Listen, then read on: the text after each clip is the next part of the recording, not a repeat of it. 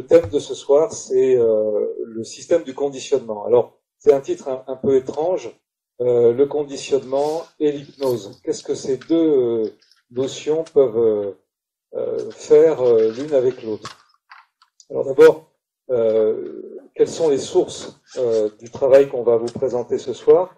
Il y a deux sources majeures. Il y a un psychanalyste qui est devenu hypnothérapeute, qui s'appelle François Roustan, qui nous a accompagnés, entre guillemets, dans le travail qu'on fait à l'Institut de formation et de recherche en hypnose thérapeutique. Et puis il y a quelqu'un qui est un grand penseur du XXe siècle, qui est un penseur de la liberté. Et vous verrez pourquoi on parle de conditionnement et de liberté. Il s'appelle Krishnamurti. Et cette personne qui aujourd'hui est presque oubliée a été en effet un des, je dirais, des fers de lance de plusieurs révolutions douces du siècle passé, en passant par Gandhi jusqu'à Mandela. Il a eu une très très grande influence sur une grande partie de la planète. Il a passé sa vie à rencontrer des gens, à organiser des conférences gratuites avec des milliers de personnes dans le monde entier, afin de proposer, je dirais peut-être une seule chose, c'est que la vérité est un pays sans chemin. Qu'est-ce que veut dire cette formule? C'est ce qu'on va essayer de découvrir à travers cette petite heure qu'on va passer ensemble. Alors, eh bien, on va la proposer avec Sandrine. Sandrine va intervenir sur différents plans. Les plans à la fois neuro et puis d'autres aussi, vous verrez. On a dans notre institut donc plusieurs pôles d'apprentissage. Il y a bien sûr le pôle d'apprentissage traditionnel qui est lié à la relation avec l'hypnose proprement dite. Un pôle qui est dédié à la relation thérapeutique, sur lequel on insiste énormément, et un autre pôle qui va nous expliquer en effet toutes ces émotions, comment elles interagissent dans le cerveau, et celui-ci, il est présenté par Sandrine. Donc à travers la conférence de ce soir, vous aurez en fait des fenêtres qui vont s'ouvrir autour de la façon dont le cerveau travaille, la façon dont on va pouvoir en effet comprendre certains conditionnements sans savoir que ce sont des conditionnements, et puis non pas une solution, puisque il n'y a pas de méthode, il n'y a pas de technique, il n'y a pas de chemin, comme dirait Krishnamurti, pour arriver à quelque chose, mais en tout cas, il y a peut-être un état, et c'est peut-être vers cet état ce soir, en fin de petite conférence, en fin de causerie, qu'on va essayer de vous guider. D'abord, comment on peut définir un conditionnement? Dans le mot conditionnement, il y a quelque chose qui est intéressant, c'est le mot condition. Il semblerait donc qu'on pose des conditions à un conditionnement. Alors évidemment, il y a quelque chose de très classique dans la notion de conditionnement, c'est la construction. Vous savez que nous avons une construction, on le redit souvent à chaque conférence, vous le lisez, vous l'avez vécu si vous allez voir des thérapeutes ou des accompagnants. Vous êtes ce qu'on a fait de vous, c'est-à-dire, pas seulement d'ailleurs, mais vous êtes ce qu'on a fait majoritairement de vous, avec la tradition parentale, la tradition culturelle, la tradition sociologique, éducative, la société. Eh bien cette structure, ce rapport avec le monde, ça commence très tôt. Et donc c'est une forme déjà évidemment de conditionnement. Et puis on va voir qu'à travers ces conditionnements, on va y mettre des parents. C'est-à-dire qu'il va y avoir des représentations parentales à travers le rapport qu'on a, ne serait-ce qu'avec le travail, ou avec nos amis, ou avec notre famille, ou les relations amoureuses. Donc tout ça, évidemment, ça ne va pas se voir que ce sont des conditionnements. On va avoir l'impression qu'en effet, on a une pensée, parce qu'on réfléchit, on analyse. Vous savez, le conditionnement, finalement, c'est un petit peu la promesse qu'on voudrait pouvoir tenir de quelqu'un d'autre. Quelqu'un nous fait une promesse. Les parents vont nous faire une promesse très tôt dans notre enfance. Ils vont nous dire, par exemple, qu'il va falloir un jour trouver un travail épanouissant. Ils vont nous expliquer qu'en effet, par rapport à l'idée même que nous pouvons avoir de la société, eh bien cette idée va être que, à partir du moment où on va pouvoir répondre à quelque chose et faire bien quelque chose, il va y avoir des formes de récompense. Et tout cet alignement parental, qui est une traduction normative et accessible et appréciable de l'éducation, et bien va créer des formes de conditionnement. Imaginez par exemple lorsque vous faites tout bien, lorsque vous faites bien votre travail, lorsque vous avez une bonne relation avec les autres, et puis finalement, eh bien la réponse n'est pas celle que vous attendiez. Vous êtes totalement désemparé parce qu'en fait vous n'avez jamais imaginé une autre réponse à celle qui vous a été proposée dès l'enfance. Eh bien, c'est ce qu'on va, entre guillemets, passer un petit peu, non pas au crible, on n'a pas cette prétention, mais c'est ce qu'on va explorer ce soir. Et cet après-midi, je disais à quelqu'un que finalement, l'idée du chemin est peut-être à retenir. Peut-être que finalement, il n'y a pas de chemin dans ce qu'on fait. Et que nous, nous avons une sorte d'habitude, c'est de vouloir trouver des chemins. Trouver des chemins, c'est trouver des points de comparaison. C'est-à-dire trouver des points de repère. Et le problème du repère, c'est qu'en fait, c'est par la pensée que le repère se fait. Et si vous l'avez bien analysé, eh bien, la pensée est toujours un instrument du passé. Donc, ce qui est très remarquable dans les approches que nous pouvons faire, c'est que lorsque nous rencontrons une situation nouvelle, eh bien, c'est avec la pensée du passé qu'on va vouloir le régler. Nous allons aller chercher un chemin qui va être celui que nous avons appris, consciemment, inconsciemment. On va se libérer de ces procédures, et puis on va répéter. On va répéter des systèmes qu'on va appeler des schémas. Parce que la pensée nouvelle, c'est quelque chose qui est extrêmement complexe. La pensée nouvelle a du mal à arriver pour une raison la plupart du temps très simple, c'est que ce que nous regardons dans notre situation, ce n'est pas un état d'ensemble, mais c'est une focalisation. Lorsque, par exemple, nous sommes avec quelqu'un et que les choses se passent mal, on va focaliser sur des systèmes de détails. On n'a plus de vue d'ensemble. Lorsque nous sommes dans un travail et que ce travail commence à nous déplaire, eh bien, bizarrement, nous ne savons plus pourquoi nous faisons ce travail, mais ce qui va nous déranger, c'est le système et c'est l'institution qu'il y a derrière, ou l'entreprise, ou l'association, ou qu'importe. Donc tout ça, en fait, ce sont des focalisations, parce que nous sommes, notamment en Occident, des personnes de segmentation. En fait, nous avons segmenté, nous avons divisé la plupart des choses que nous vivons, et ainsi nous dualisons la plupart de nos pensées. Et pour résoudre ce conflit, eh bien, nous allons chercher des schémas qui existent déjà. Ce qui fait qu'il y a un système de répétition qui va sans arrêt arriver. Alors pourquoi en préambule et sur la fichette ou sur la petite information, on parlait de l'hypnose. Alors, qu'on soit clair, on ne parle pas d'une hypnose comme d'une discipline, dans ce qu'on est en train de dire tous les deux, ou dans ce qu'on va préparer ensemble. En fait, on parle d'un état. Très souvent, on qualifie l'hypnose d'un état modifié de la conscience. Et un état modifié de conscience, c'est quelque chose que vous avez toute la journée. Cet état modifié de conscience, si vous l'avez remarqué, il va réunir quelque chose. Un exemple très simple, vous avez perdu vos clés de voiture, vous observez une vitre, une glace, une fenêtre, et lorsque vous regardez cette fenêtre, les contours sont extrêmement distincts. Et puis, avec une autre partie de votre cerveau, vous essayez de faire le cheminement de ces clés perdues.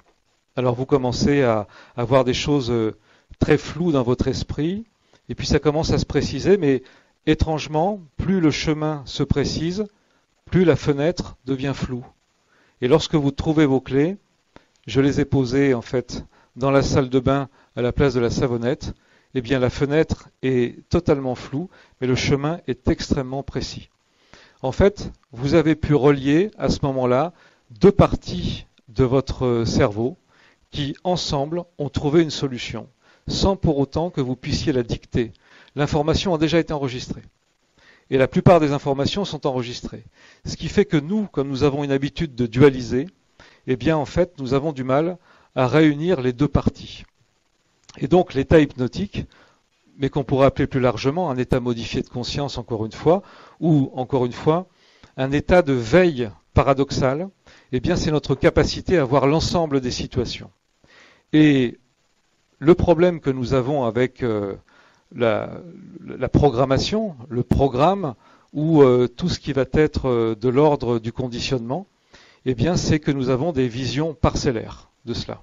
Alors, je me tourne un tout petit peu vers toi, et est-ce qu'on peut juste comme ça dire qu'est-ce qui fait qu'en fait on a des visions parcellaires des choses? Qu'est-ce qui va se passer à l'intérieur du cerveau pour que la plupart du temps le premier réflexe, ça soit une vision parcellaire plutôt qu'une vision globale?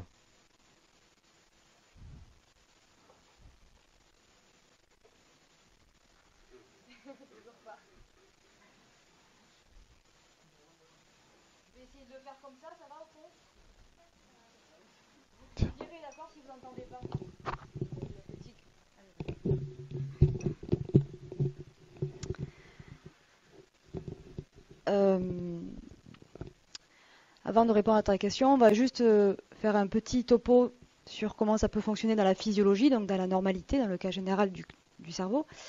Il se trouve que c'est quand même le système nerveux qui intègre les informations qui viennent de l'extérieur. Elles sont véhiculées par différents supports du corps pour pouvoir produire une pensée, d'accord, et une réflexion. Et du coup, il y a des zones qui vont être spécifiquement dans une direction pour analyser, d'autres pour mémoriser, d'autres pour faire transporter une information. Chaque structure à l'intérieur va s'organiser pour pouvoir nous permettre de garder l'équilibre dans la vie et même la survie.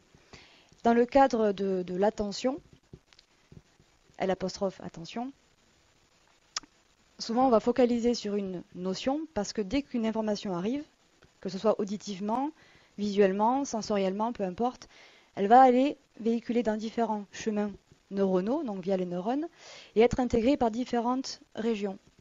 Et tout ne peut pas se faire d'un coup. Justement, on a besoin d'aller séquencer puisque finalement un chemin se crée.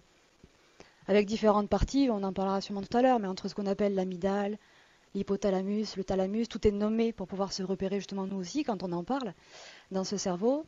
Et au final, on va focaliser sur une notion pour pouvoir se l'approprier. D'accord ? Alors, la suite tout à l'heure.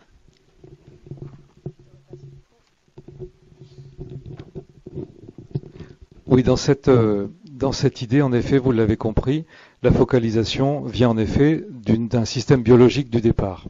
Donc en effet, plus on va permettre au cerveau d'être dans ce rapport, de faire le pont en fait, faire le pont, plus on va pouvoir trouver un lien pour pouvoir éviter le système du conflit. Pourquoi je parle de conflit ? Parce que lorsque nous sommes dans des formes de conditionnement, on s'en aperçoit à partir du moment où il y a une dualité intérieure. Parce qu'on pourrait se dire finalement, on pourrait être d'accord avec l'ensemble des conditionnements qui nous dirigent. Pourquoi être contre en fait un conditionnement ? On commence à être contre un conditionnement à partir du moment où il y a quelque chose en nous qui veut une séparation. Et donc c'est comme ça qu'on va pouvoir comprendre ce qu'est un conditionnement.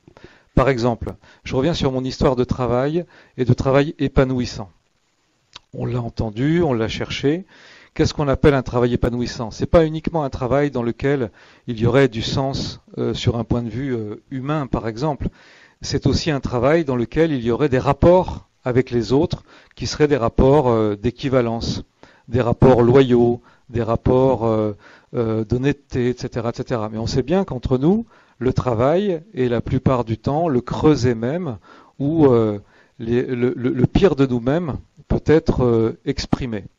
Donc, à partir du moment où on a cette idée fixe de vouloir trouver dans le travail l'ensemble des valeurs que l'humain peut porter en lui, eh bien on va rencontrer une difficulté à pouvoir rester dans un travail. Et ce conflit, en fin de compte, de ce travail, c'est un petit peu la notion du conditionnement. Nous avons été conditionnés pour penser qu'à un instant de notre vie, il y aura un travail qui sera épanouissant. Et donc dans l'épanouissement, il y a un rapport avec les autres qui devrait être au mieux de tout ce que l'humanité, j'exagère un peu bien sûr, peut nous proposer. Évidemment que la plupart du temps, ce n'est jamais le cas. On peut être trahi pour 50 €, pour partir en vacances plus tôt, pour etc., etc. Donc tout ça en fait va faire que la notion de conditionnement va nous interpeller. Mais le premier réflexe, ce n'est pas de penser que c'est un conditionnement, c'est de penser que nous ne sommes pas à la hauteur. C'est-à-dire que nous-mêmes, nous avons un problème. Et on va commencer une remise en question. Et la remise en question, je reviens un petit peu sur ce Krishnamurti qui avait une phrase. Alors il paraît qu'elle n'est pas de lui. Vous savez, c'est comme la prière de Saint François, elle n'est pas de lui non plus. Mais c'est bien comme ça, il y a des gens qui pensent pour les autres. Il disait que finalement, est-ce que s'adapter à un monde malade est un signe de bonne santé? Et cette phrase, en effet, qui a fait sa signature, eh bien, c'est un petit peu ce qu'on est en train de vous dire ce soir, ce qu'on voudrait partager avec vous. En gros, lorsque nous arrivons à une dualité en nous, lorsque nous sommes dans une crise, la première des choses qu'on va faire, c'est douter de notre capacité et dire que comme nous ne rentrons pas dans une forme de norme, eh bien nous sommes dans l'erreur. Il y a quelque chose en nous qui ne va pas. Et ensuite, on va aller voir un thérapeute, un accompagnant, et on va essayer de faire un travail sur soi, la plupart du temps, non pas forcément pour trouver une solution, mais pour pouvoir supporter quelque chose. Voilà. On le voit beaucoup dans des problèmes, par exemple, relationnels, où des personnes vont voir des thérapeutes, non pas forcément pour avoir la force, par exemple, de quitter quelqu'un, mais pour supporter une situation. Parce que, en effet, le système fait que, eh bien, très vite, on a besoin de cocher des cases, même si c'est fait de façon inconsciente. Les cases, on les connaît à peu près. Je ne suis pas en train de les remettre en question, mais je pose simplement l'idée que ce n'est pas la somme ou la totalité des cases cochées qui va régler l'équation égale bonheur.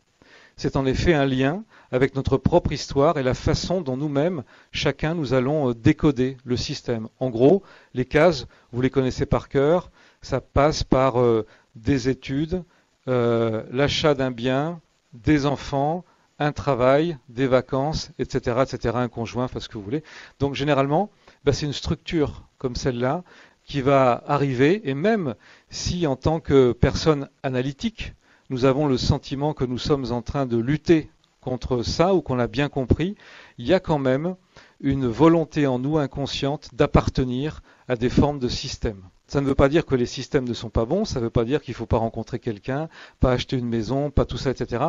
Mais en revanche, la totalité ou la somme de chacune des cases posées ne donne pas forcément égal bonheur. Et d'ailleurs, dans le parler du quotidien, vous connaissez cette formule de personnes qui peuvent vous dire, et qui nous disent aussi à nous, je ne comprends pas, j'ai tout ce qu'il faut pour être heureux. En fait, et c'est dans la posture de j'ai tout ce qu'il faut qu'il est intéressant de creuser. C'est pas je suis tout ce qu'il faut pour être heureux, c'est j'ai tout ce qu'il faut pour être heureux. Donc on voit bien qu'il y a un phénomène de case qui va intervenir dans la plupart de nos décisions. Donc, en effet, lorsqu'il y a conflit intérieur, lorsqu'il y a un conflit interne, il va y avoir une question qu'on va se poser. Est-ce qu'on ne s'est pas trompé de chemin? Est-ce que c'est de notre faute? Etc., etc. Donc là, encore une fois, essayons d'avoir la possibilité d'avoir une vision globale. Qu'est-ce que le principe de l'hypnose? C'est en effet une possibilité de réunir différents pôles et avec, je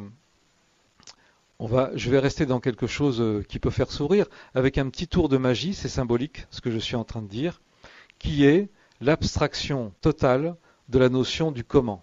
C'est-à-dire qu'en fait, dans cette approche, il n'y a pas la notion du comment faire, ni la notion du pourquoi, mais il y a une projection dans la résolution. C'est-à-dire que ça y est, vous avez déjà réglé quelque chose et que se passe-t-il?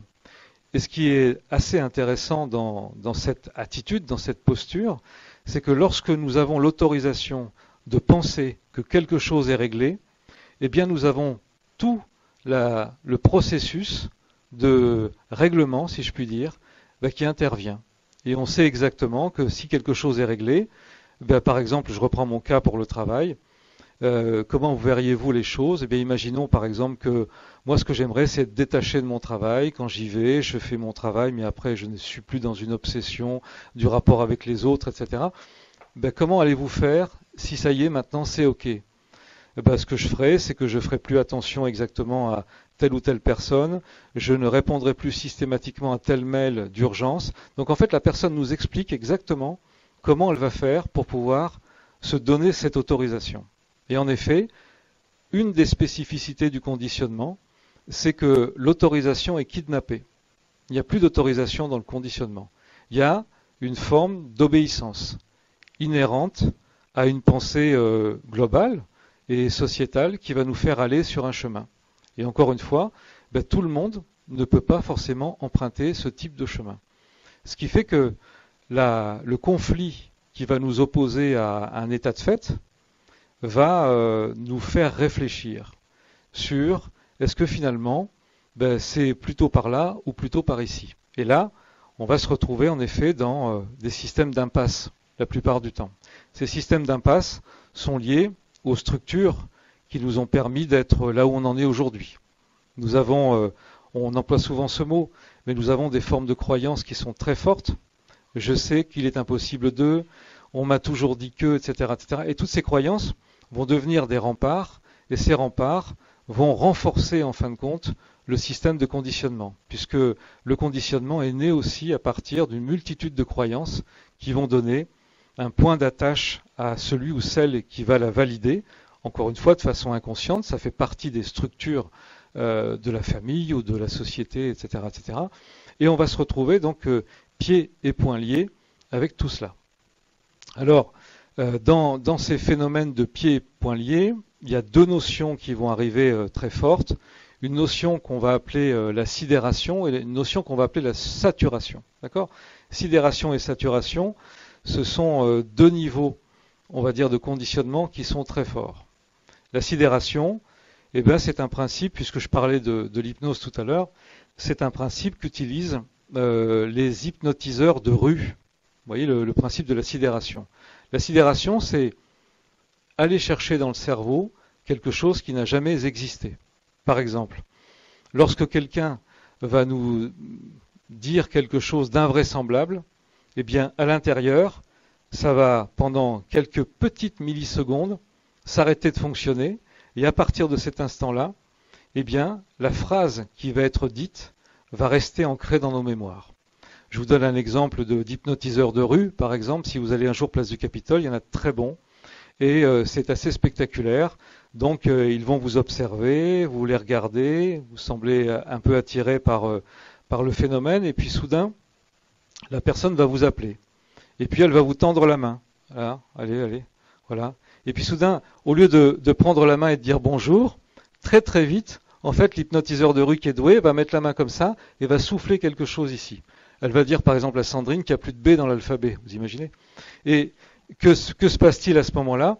En fait, le cerveau de Sandrine n'a jamais imaginé que la suite de la main tendue, c'était une main sur le front avec une phrase qui était dite à l'oreille. Donc ça s'arrête, et là, stupeur et tremblement, la phrase va rester. Donc évidemment, après l'hypnotiseur de rue qui est doué va dire à Sandrine, est-ce que vous pouvez nous dire l'alphabet ? Évidemment que Sandrine sait très bien qu'il y a un A, il y a un B. Et quand elle va arriver au B, quelque chose va se passer, elle ne peut pas le formuler. Il n'y a plus de B dans l'alphabet, mais elle sait. Alors elle va sourire, elle va dire mais c'est invraisemblable. Et quelque temps après, elle va pouvoir le faire. En fait, la sidération, pour celles ou ceux qui l'ont vécu dans la vie de tous les jours, on le voit dans le burn-out, on le voit aussi dans des moments de vie privée très difficiles, ou tout simplement de moments de notre histoire suite à des accidents ou autre chose comme ça. Il y a vraiment une sorte de block-out au niveau du cerveau, mais par contre l'information qui va arriver à cet instant-là va rester gravée. Et il faudra du temps pour déprogrammer, en fin de compte, ce système. Je vous donne quelque chose de plus doux, mais qui a aussi du sens. Dans cette partie occidentale, je vais un peu charger les grands-mères, mais il y a quelque chose qui est assez surprenant, c'est qu'en fait, c'est un endroit où il y a énormément de compulsions alimentaires. C'est-à-dire, il y a vraiment, au cœur de l'Europe et aux États-Unis, une forte propension à la compulsion alimentaire.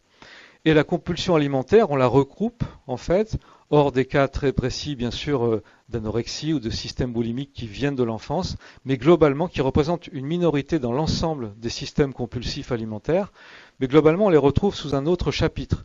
Alors je vous fais le petit chapitre. Là, c'est l'histoire d'un petit gamin qui va rentrer dans une école primaire, qui va commencer à apprendre à lire et à écrire, et puis sa maman lui donne un beau stylo, et puis ce beau stylo il y tient, etc. Et puis quelques jours plus tard, la grand-mère vient le chercher le mercredi, et là, il n'y a plus de stylo. Il est perdu. Donc bien sûr, le petit enfant est en pleurs, et la grand-mère essaye de le réconforter. Donc elle va essayer de le chercher avec lui, elle ne le trouvera pas, et puis elle va faire quelque chose qui lui semble être la meilleure réponse, eh ben elle va l'emmener dans une boulangerie et elle va lui dire « Est-ce que tu veux manger le chausson aux pommes ?» Et l'enfant, lui, n'a jamais imaginé un jour que la réponse à « j'ai perdu un stylo », ça soit « on va manger un chausson aux pommes ». Nous, ça nous semble ici tout à fait naturel puisqu'on veut défocaliser la pensée de l'enfant, mais sauf que lui n'a jamais imaginé ça. Et donc il est totalement sidéré de voir que j'ai perdu mon stylo, c'est mange un chausson aux pommes. Donc il va prendre le chausson aux pommes et le pire, c'est que c'est bon. Donc comme c'est bon, il va faire un lien immédiat. Il va dire donc en fait, finalement, quand ça va pas, quand je suis frustré, parce qu'il était frustré, quand je suis sidéré, parce qu'il était sidéré, il va falloir que je mange, puisque c'est la meilleure réponse. Donc imaginez bien que ça va se reproduire, puis non seulement on va quand même bien l'embrouiller ce petit, puisque non seulement quand ça va mal il va manger, mais en plus quand ça va aller très bien, on va aussi manger, puisqu'on va récompenser. Donc là on parle de la nourriture, mais vous imaginez bien qu'on pourrait... alors bien sûr la grand-mère va pas offrir une barre de shit au petit quand le stylo, mais on pourrait l'emmener dans plein d'événements de notre vie, du quotidien, de notre histoire, et en fait on pourrait retrouver que à ce moment-là, sidération, ça va fonctionner. Et en effet, on va le dupliquer. La saturation, je dirais que c'est presque le même phénomène, mais avec une tendance, en tout cas dans le résultat qui va être différente, c'est que on va répéter sans arrêt quelque chose à quelqu'un. On va répéter sans arrêt quelque chose à quelqu'un. Alors, dans ce qu'on appelle je sais que c'est très à la mode et puis ça énerve beaucoup les gens, mais je vais quand même le dire parce que il n'y a pas d'autre mot pour l'instant, mais dans les systèmes en effet de manipulation qu'on appelle narcissiques, j'enlève même le mot perverse, mais juste narcissique, en fait ça marche énormément. Les deux fonctionnent, à la fois la sidération et à la fois la saturation. La saturation va fonctionner parce que il y a un moment où celui ou celle que je vais appeler la victime va croire qu'elle est à l'origine du problème. Parce qu'on l'a tellement répété, tellement rabâché, qu'il y a une saturation absolue de ça. On va même parfois proposer à la victime d'être à l'origine du problème et de le faire valider. Et comme il y a une saturation, les systèmes vont exploser en périphérie et on va finir par dire oui et on va finir par finalement abdiquer dans quelque chose. On le retrouve beaucoup dans le domaine aussi du travail, cette façon de pouvoir ramener quelqu'un à une forme de conditionnement parce qu'on va lui rappeler sans arrêt quelque chose. C'est le même phénomène, ça va s'arrêter de fonctionner, et évidemment le résultat sera au final identique. Il va y avoir une croyance qui va s'installer. Je ne suis plus à la hauteur de tout ça. L'Organisation mondiale du travail, par exemple, dit aujourd'hui que en moyenne, il y a une personne qui travaille pour 1,8 salariés, en gros. Ça signifie qu'une personne fait presque le travail de 2 personnes. Sauf que une personne aujourd'hui qui est dans le même poste depuis 15 ou 20 ans ne va pas englober cela. Elle va penser que finalement ce qu'elle fait aujourd'hui, elle est moins performante que ce qu'elle pouvait faire il y a 10, 15 ou 20 ans, sans prendre en compte la globalité, en fin de compte, du système de conditionnement. Elle ne va voir qu'un focus. Et évidemment qu'aujourd'hui, elle n'est plus capable de répondre à 250 mails par jour. Donc, elle va penser en effet qu'elle est beaucoup moins performante qu'auparavant. Et tout ça va créer des systèmes de saturation et des systèmes de sidération. Alors, comment fonctionne la sidération et la saturation ? Je vous le redonne.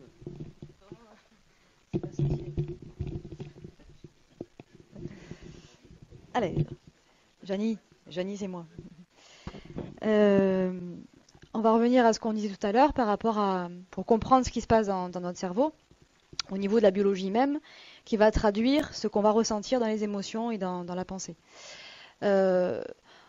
Pour nommer que quelques régions du cerveau, on a donc bien sûr dans ce système nerveux une zone qu'on appelle l'amygdale, qui est en plein centre de notre cerveau, qui est surtout la zone qui va nous permettre de donner des signaux d'alerte. D'accord ? Est-ce qu'il y a un danger dans quelque chose qu'on va percevoir ? Donc c'est utile de savoir si quelque chose est dangereux pour nous. Mais c'est aussi ça qui va être malmené quelque part dans l'état de sidération, entre autres. On a d'autres zones donc, qui vont aller permettre de faire véhiculer des informations pour sécréter des hormones qui seront en correspondance avec une situation de danger ou non. D'accord ? Si on perçoit quelque chose qui est agressif, paf, on a le système d'alerte qui se met en route et tout un système qu'on appelle le système du stress qui va se mettre en place avec des sécrétions d'hormones de stress pour nous faire réagir correctement à la situation. Et à l'inverse, si ce système d'alerte s'abaisse parce que la situation est considérée comme OK pour notre psyché, tout ce système sera différent et on aura plutôt des hormones de satisfaction ou de plaisir qui seront sécrétées. Donc déjà, il y a une information qui est triée. Lorsqu'on est dans une situation particulière où, par exemple, si on est dans la rue, on veut rencontrer quelque chose, si on prend l'hypnose ou autre chose, on est avec notre compagnon, donc normalement on est censé être détendu, donc le système d'alerte plutôt off, plutôt arrêté. Et là, quelque chose vient vite arriver, une information qui va être nocive pour nous, mais vu qu'on se trouve dans un système relâché, le système d'alerte n'a pas le temps d'intervenir assez rapidement, entre guillemets, pour pouvoir trier ce qui est en train d'arriver. Du coup, n'a pas forcément l'état de suite qui arrive pour nous permettre de nous défendre par rapport à cette situation. C'est un peu ce qui se passe dans la sidération. D'accord ? Une concordance de temps, tu parlais de quelques millisecondes ou quelques secondes, qui arrive et du coup, cette information va être intégrée sans filtre. Et plus elle est répétée, plus dans notre cerveau, les communications vont se multiplier jusqu'à aller communiquer avec une zone qu'on appelle le cortex préfrontal, qui va gérer plein de choses, mais on va dire surtout tout ce qui va être la notion de rationnel, de prise de décision, d'intellectuel, tout ce qu'on va intellectualiser. Donc finalement, à force d'être sidéré, de se sentir mal alors qu'on ne devrait pas être mal avec notre conjoint par exemple, on va intégrer qu'il y a quelque chose qui ne va pas, on ne correspond pas. Et plus on répète, plus on va aller finalement se détruire par ces pensées-là. Par rapport à la saturation, c'est un peu le même principe aussi, mais c'est un petit peu comme certains disent yin-yang, hypo quelque chose ou hyper quelque chose. Là, ce qui peut arriver le plus fréquemment, c'est qu'à force d'avoir la même information, la même, le système d'alerte s'abaisse aussi puisqu'on est habitué. D'accord ? On reconnaît facilement, c'est la même histoire. Donc on n'est plus dans l'attention, L' aussi, ni dans l'attention d'ailleurs non plus. Donc l'information va aussi arriver. Non pas parce qu'on n'a pas eu le temps, et parce que finalement on a baissé la garde, on a éteint la lumière d'alerte. En gros. Voilà, à tout à l'heure. Si on fait une petite synthèse de ce qu'on vient de dire depuis quelques longues minutes, donc un système de conditionnement, c'est quelque chose qui va partir de la structure de l'enfance, mais c'est aussi un héritage. On n'en a pas parlé parce qu'on ne peut pas tout dire, mais c'est un héritage. Aujourd'hui, les spécialistes en épigénétique qui regardent l'influence du comportement sur nos propres gènes et l'amélioration, en tout cas la capacité d'adaptation, plus le fait que psychologiquement nous arrivons sur Terre avec des gènes qui seraient donc une forme de transmission. On parle souvent de 3 lignées. Donc imaginez le petit soi à l'intérieur du moi, comment il se bat pour être un peu lui-même, d'accord ? Donc un héritage, une construction liée à l'enfance, une construction aussi liée au rapport que nous allons avoir avec le monde, l'éducation, la société. Et bien tout ça, en effet, ça va être une structure de conditionnement. On n'est pas en train de dire qu'il y a quelque chose de bien ou de pas bien à travers tout ça. C'est pas la question. La question, c'est de savoir surtout comment nous, on vit au milieu de tout ça. Et ça, pour nous, en tout cas, c'est une question qui est plus fondamentale que de désigner le bien ou le mal. Ce qu'on a pu constater dans le travail que nous pouvons faire avec justement de la suggestion hypnotique, c'est qu'il y avait un mieux. Et d'ailleurs, ce qu'on pourrait dire, c'est que les gens vivent mieux une situation. Il n'y a pas de système de guérison, il n'y a pas de problème totalement réglé, mais il y a une façon de mieux vivre quelque chose. Et si on arrive à mieux vivre quelque chose, c'est parce qu'il y a un système d'harmonisation qui se met en place à l'intérieur. Et ce système d'harmonisation, encore une fois, c'est l'abandon des formes de dualité. Voilà pourquoi on parlait tout à l'heure d'opposition, voilà pourquoi on parle de saturation, pourquoi on parle de sidération.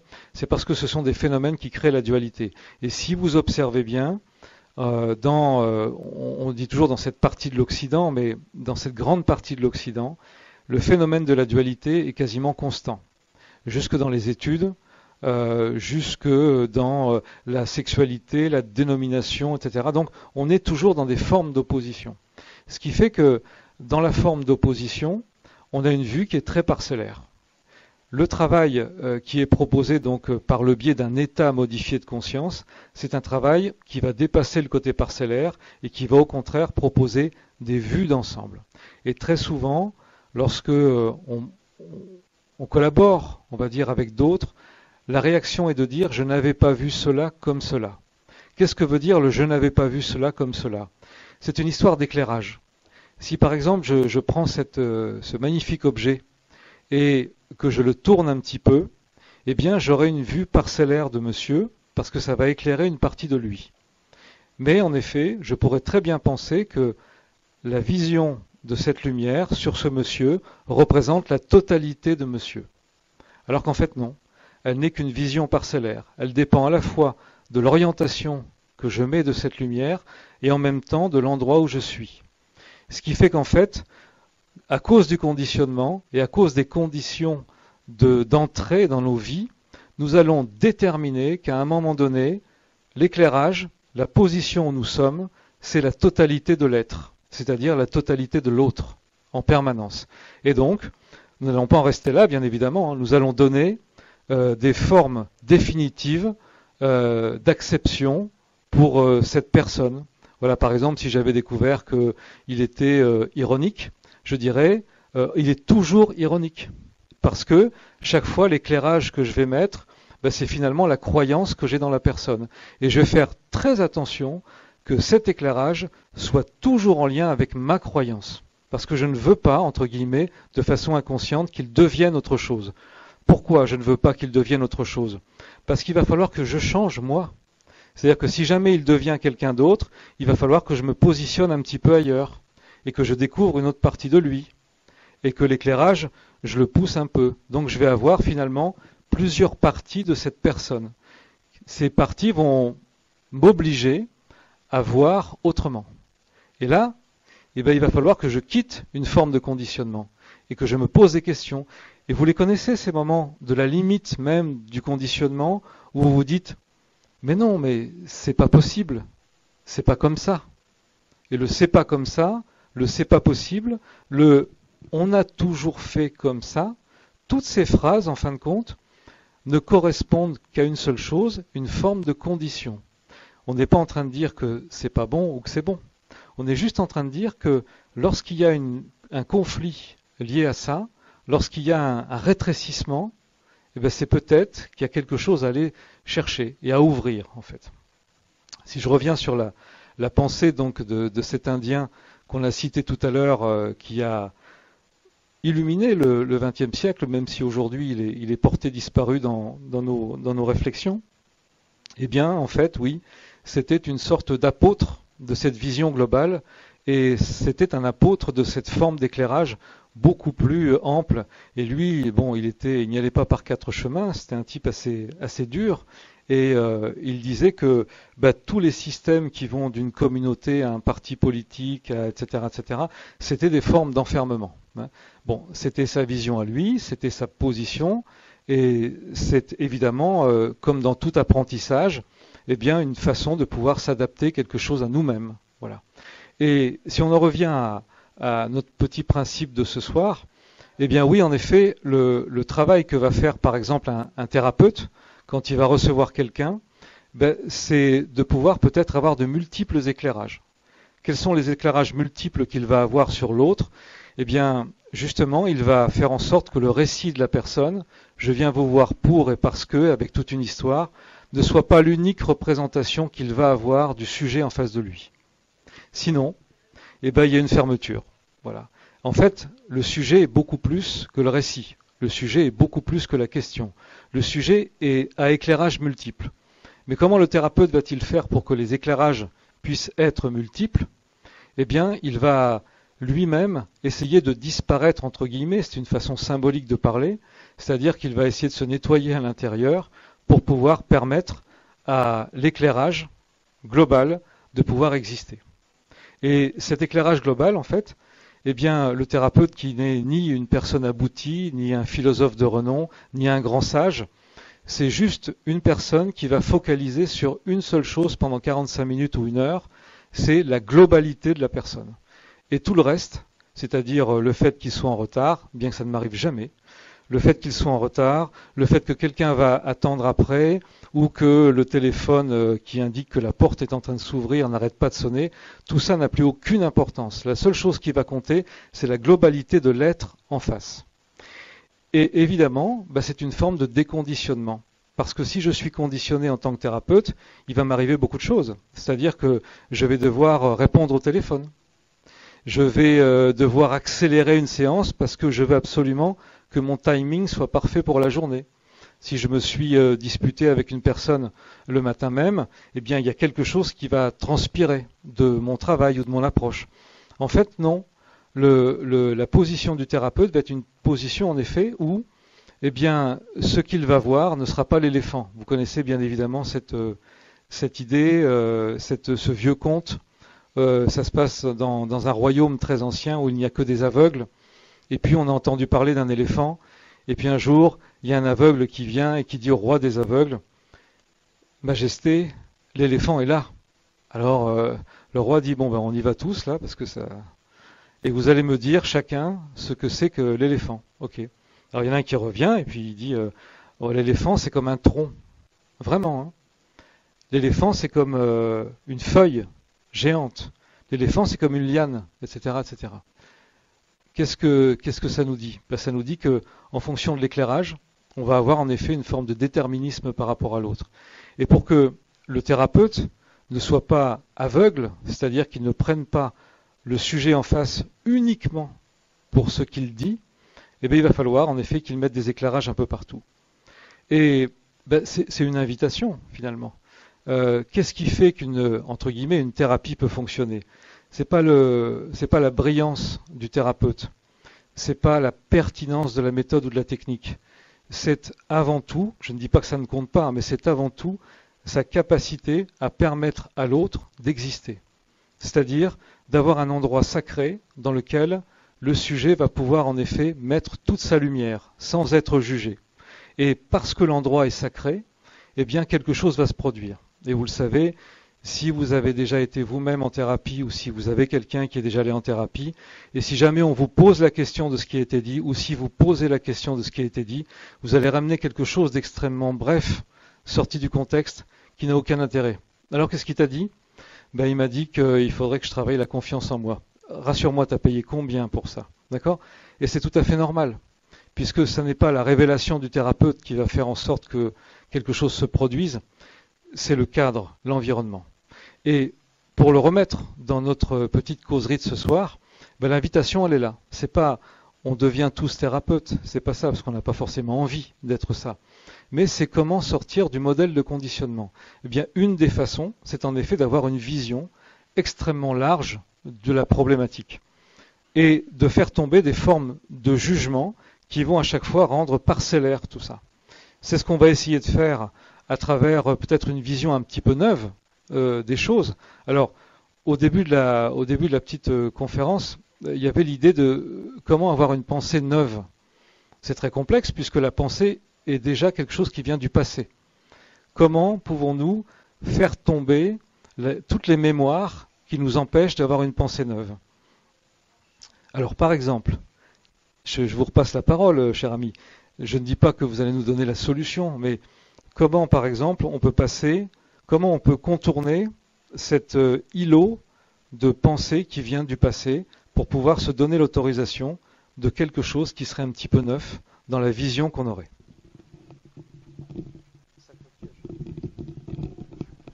Sympa la question.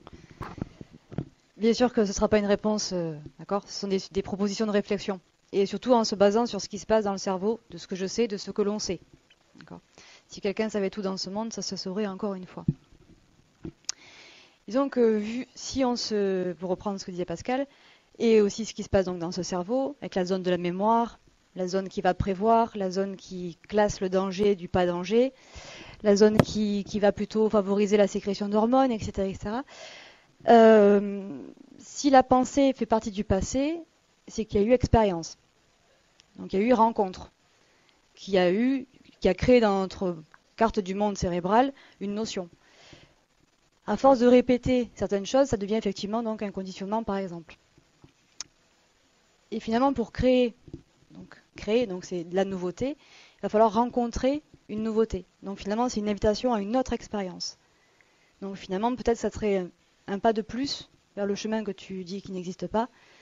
Et finalement, sans cette notion-là, en autonomie, il va être compliqué de ne pas de sortir justement du rond dans lequel on tourne. Donc c'est de l'audace, c'est de l'envie. Et parfois, il faut arriver à faire un certain nombre de tours pour pouvoir avoir une envie d'autre chose, sortir de ce tour que l'on fait. Et dans le cerveau, ce qui va se passer, c'est que finalement, il va y avoir un court-circuitage qui va demander un autre chemin. Et c'est cette demande-là qui va permettre l'activité nouvelle, la rencontre nouvelle, l'expérience nouvelle. Ça se situe surtout au niveau du cortex, encore une fois, parce que ce cortex, en fait, ça veut dire écorce, cortex. Préfrontal, parce que c'est derrière le front. Bon. Donc quand on pense, d'ailleurs, souvent on est comme ça, d'ailleurs. Enfin, ça peut arriver, en tout cas. C'est surtout là où, dans l'anthropologie humaine, l'évolution de notre cerveau, évolution, on peut y mettre le terme qu'on veut aussi, se passe surtout à ce niveau-là. D'accord ? C'est ce qu'on retrouve là. C'est pour ça qu'on y met une notion de conscience, d'intellect et autres. Et c'est surtout ici qu'on rencontre donc des phénomènes qui se modifient carrément dans les cellules, quand justement on se permet une nouveauté, une créativité, une nouvelle expérience sur un nouveau chemin. Voilà, en gros. Voilà, je te repasse. Je continue sur l'idée de la nouveauté. En effet, tous les cycles d'information vont se stocker. Mais, plutôt, il y a régulièrement de nouvelles cellules qui vont arriver, et ces cellules vont avoir besoin d'une information. Et c'est à nous de voir. J'ai envie de dire, faisons le pari. Pas le pari de Pascal, mais l'autre. Qu'est-ce qu'on va mettre dans ces nouvelles cellules ? Comme l'a dit justement Sandrine, il y a un moment où on a envie d'autre chose. Vous savez, envie de dire stop à ça, envie de se mettre à la méditation, de se lever plus tôt, de se lever plus tard, de quitter, de rencontrer, de revenir à quelque chose d'autre. Il y a quelque chose d'intuitif à l'intérieur de nous qui dit il faut du changement. Et puis, les informations qui sont générées par l'ensemble des cellules qu'on pourrait appeler souches presque, elles vont amener l'autre réponse, celle qui est là depuis toujours. Et la réponse qui va être emmenée, c'est une réponse qui va tenir compte de quelque chose qui s'appelle l'incertitude. L'incertitude. Et l'incertitude va amener la peur, automatiquement. Et quand elle a parlé d'audace, oui, il y a une mécanique qui s'appelle peut-être le libre arbitre, mais on n'en sait rien. Chez l'humain, la femme et l'homme, c'est qu'à un moment, elle ressent exactement ce qu'elle doit faire. Et elle est devant cette ligne du temps, et elle se dit, mais qu'est-ce que je vais faire à ce moment-là ? Alors, elle va, cette créature, franchir un tout petit pas, presque le Rubicon, et puis d'un seul coup, il y a toutes les informations qui arrivent. Et là, ah non, parce que ça je ne sais pas, ça je ne sais pas. Et les peurs vont prendre toute la place. Alors qu'en fait, le cycle d'à peu près 21 jours de renouvellement de cellules, jusqu'à plus de 70 ans, aujourd'hui on le sait, alors qu'on croyait qu'à partir de 25 ans, c'était mort. Non, pas du tout. Il y a tout un pan du cerveau qu'on a découvert qui continue de fabriquer ces magnifiques cellules, et il les fabrique avec de l'espace à l'intérieur. Donc vous voyez où je veux en venir. Si jamais on arrive à faire cet effort de franchir, et puis de mettre à l'intérieur un nouveau système qu'on va répéter assez longtemps, quelque chose de neuf va arriver. C'est-à-dire qu'en fait, on va dépasser finalement le système sur lequel on s'est souché depuis plusieurs décennies. Mais il y a le grand ennemi qui va arriver. Le grand ennemi, c'est l'incertitude.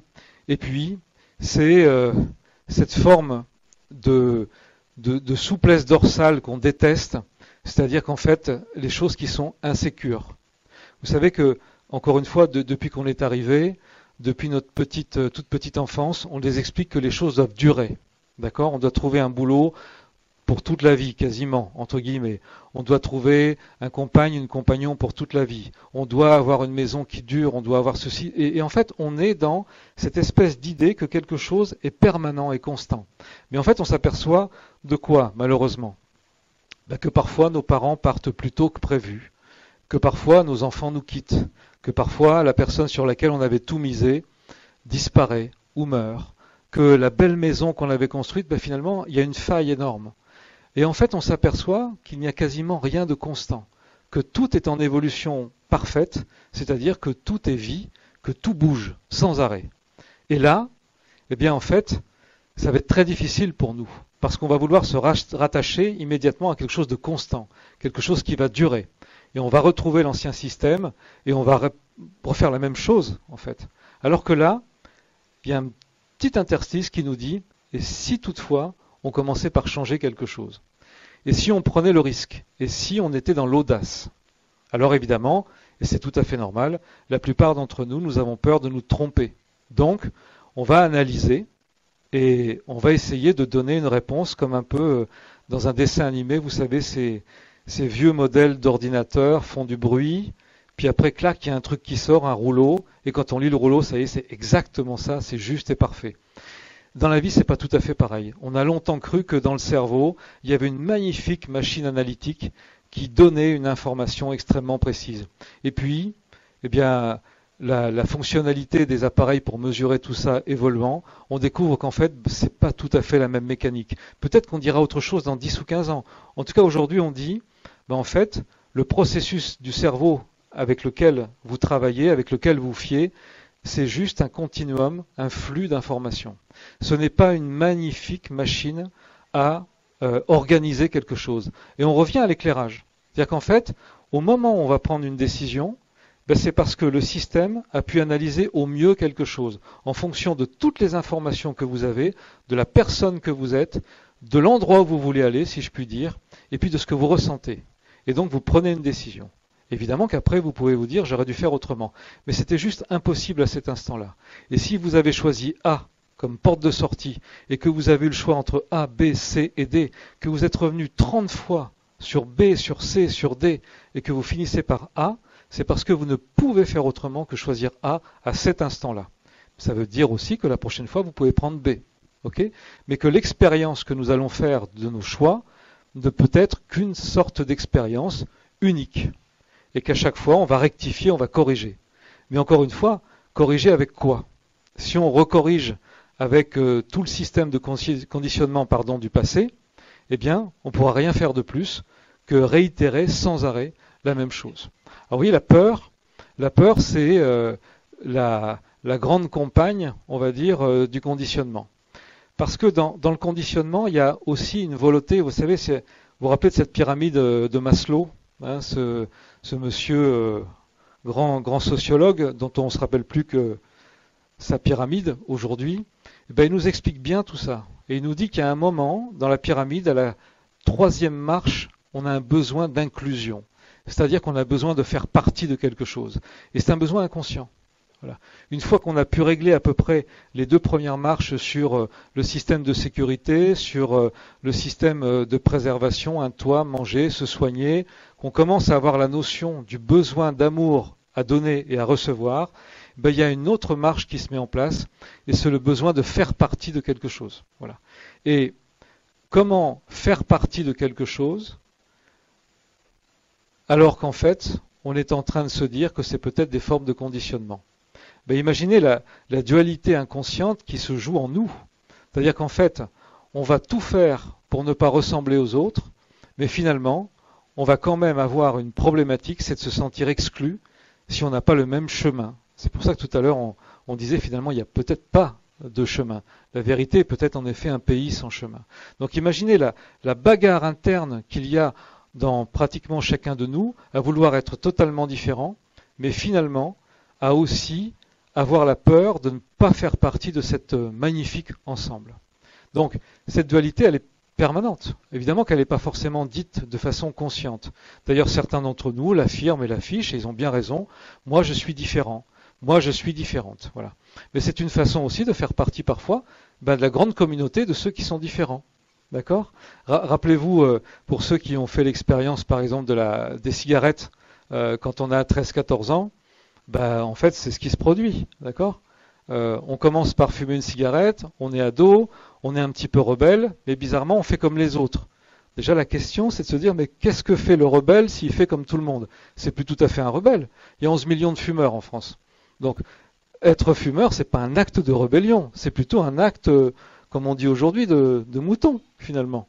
Mais Si vous discutez avec le préadolescent, comme on dit aujourd'hui, de 13 ans, âge de la première cigarette en France, et que vous lui dites « mais tu sais, j'ai l'impression que finalement tu fais comme tout le monde », bon bah là, évidemment, l'adulte qui parle, va renforcer l'idée que justement il est en train de devenir un rebelle. Et le système est très bien fait. Voilà. Donc on va, chacun d'entre nous, finalement, faire vivre à la fois le conditionnement et puis vouloir en sortir. Donc c'est très bien fait. Hein. Je parle souvent dans les petites causeries du monsieur qui a inventé par exemple le chiffre 36 ou 34, on ne sait plus trop. Ce chiffre il est magique. Pourquoi il est magique? Imaginez un jour que un monsieur ou une dame, on ne sait pas trop qui c'est, disent ben voilà, maintenant j'aimerais bien que toutes les femmes s'habillent en 36. C'est génial, d'accord? Bon, ok. Donc il va dire au magazine féminin, vous devez titrer sur le 36. C'est la norme. Ok. Et il va se passer quelque chose derrière de magnifique, c'est qu'en fait, les fabricants vont tous fabriquer des fringues en 36. Donc, le coût unitaire va être évidemment extrêmement bas. Et si le coût unitaire est très bas, ben ça veut dire qu'on peut habiller plein de gens, entre guillemets, de façon accessible, avec la même taille. Mais tout le monde n'y arrivera pas. Alors, qu'allons-nous faire? Bien, on va commencer par dire qu'il y a un moyen, en fin de compte, de pouvoir quand même rentrer dans ce pantalon, c'est de créer des chaînes de salles de sport. Et nous sommes à la fin des années 80. Et là, on lance un concept qui est celui de dire, mais attendez, on va vous aider. Vous n'arrivez pas à rentrer là-dedans, mais on va faire tout ça, puis en plus, c'est bon pour votre esprit, c'est bon pour tout ça, etc. etc. Puis après, comme vous êtes débordé, que vous avez énormément de travail et tout, on va vous vendre également des produits. Puis entre-temps, on a vendu aussi des méthodes. Donc en fait, on voit bien que à la fois, on sait que c'est ridicule, on sait qu'on n'a pas envie d'être comme ça, puis en même temps, il y a une partie de nous toute petite, mais qui va continuer de faire pousser le système ou de le faire vivre. Donc en fait, les conditionnements, ils sont presque à la fois nés dans la société, mais qu'est-ce que c'est que la société? Sinon, nous essayons de nous en défaire, mais en même temps, il y a une partie de nous qui continue de les faire vivre. Donc c'est pour ça que la pensée de notre ami Krishnamurti, c'était de dire, essayez d'avoir une vision globale des choses. Alors pour avoir une vision globale, c'est loin d'être facile. C'est pas une vision intelligente, c'est pas une vision instruite, c'est pas une vision philosophique, c'est une vision globale.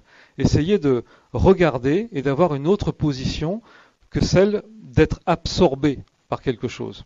Seulement, il y a un autre ennemi qui va arriver. Alors on a parlé de Madame la peur tout à l'heure, mais il y a aussi, messieurs, dames, les émotions. Et ceux-là, ils vont empêcher en effet la vision globale de pouvoir s'installer. Ils vont nous faire en sorte que nous soyons dans, en effet, le système d'être envahi par une sphère émotionnelle qui nous fait voir qu'une seule partie. Là, je vous laisse la parole. La sphère émotionnelle.